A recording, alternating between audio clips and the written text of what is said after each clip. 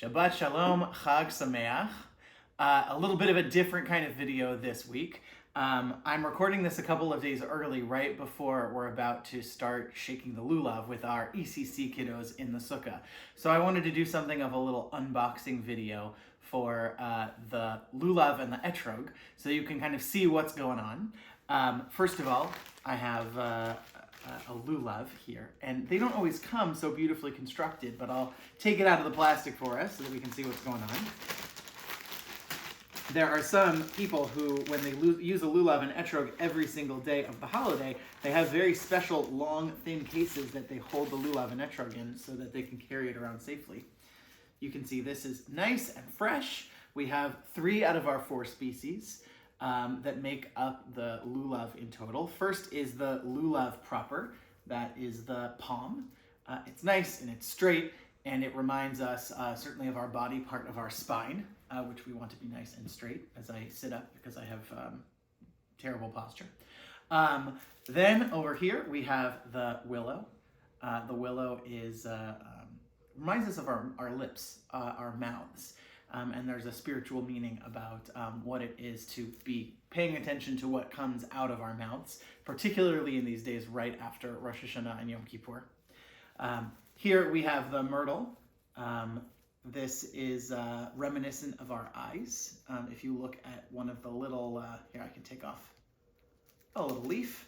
Oh, I ripped it. But you can kind of see that it reminds you of your eyes, and where your eyes go is of particular significance in the Jewish tradition.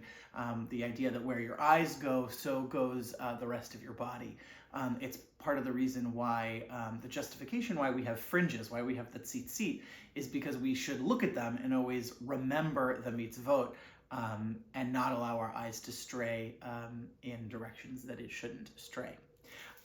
Taken all together, plus the etrog, which I'll show you in just a moment, that makes the lulav, which we shake in all 6 directions, so the 4 cardinal directions in the sukkah, and then to the top and to the bottom, reminding us that God is all around us.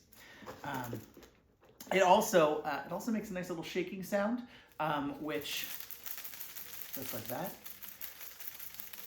You can see this is very living. As I shake it, you might be able to see little pieces of like lulav schmutz coming down as I shake it. This sound is what my teacher, Dr. Rachel Adler, says is reminiscent of, I remember going to Brookstone, that like tchotchke store in the mall, and they would have rain sticks. And so if you tilt your head just a little bit and close one eye, you might just hear the sound of rain sticks. The idea that we want the rains to come right now in this season, after Sukkot, once we're all done, but certainly very soon after Sukkot. Finally, inside we have the beautiful fruit.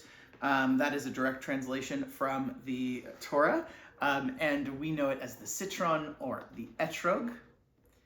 And it's right here. They come in boxes. I don't know if you've seen this, but they come in boxes with foam so that it ships well. And also there's a nice big space so that it arrives with the pitom, this very important piece, for Sukkot at least, this very important piece remains attached.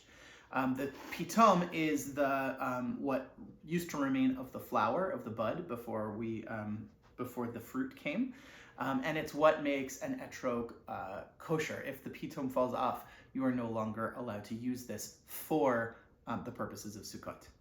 You scratch it a little bit, you smell it, it smells beautifully fragrant, and it's a reminder in our body part of the heart.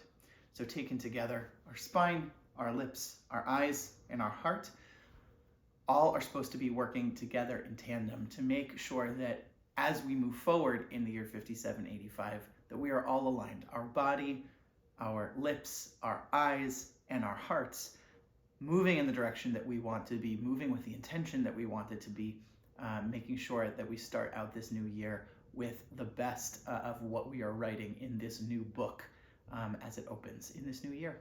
So Chag Sameach and Shabbat Shalom, and we will see you all very soon.